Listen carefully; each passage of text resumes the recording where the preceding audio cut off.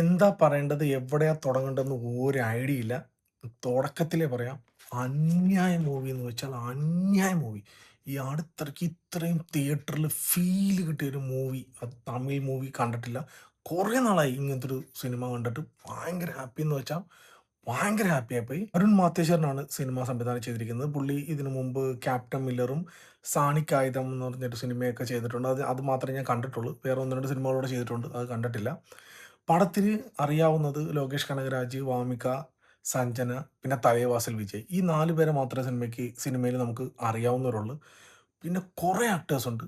ഞാൻ ആലോചിക്കുന്നത് ഇവർക്ക് മാത്രം എവിടുന്ന് കിട്ടുന്ന ഇതേപോലുള്ള ആക്ടേഴ്സിനെ എന്നുള്ളതാണ്.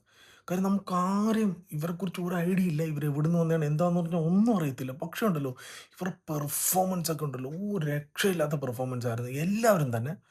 ലൊക്കേഷനെ തിയേറ്ററിൽ കാണിക്കുമ്പോൾ തൊട്ട് കയ്യടി തുടങ്ങിയിട്ടുണ്ടല്ലോ അവസാനം വരെ.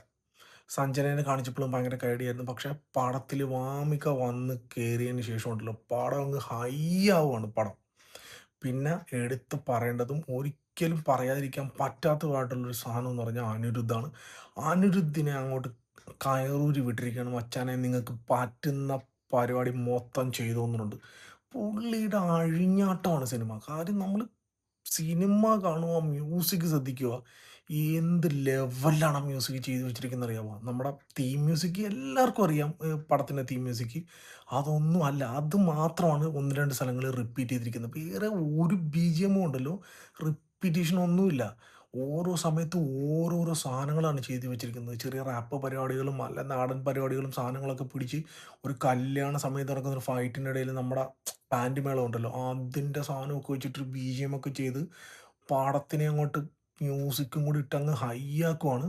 ഞാൻ പറയാലോ, അന്യായ ബാലൻസാണ്. ടോട്ടൽ നെഗറ്റീവ് കഥയും കഥാപാത്രങ്ങളുമാണ്. പക്ഷേ ഉണ്ടല്ലോ, തിയേറ്ററിൽ കണ്ടാൽ നമ്മുടെ കിളി പറക്കും.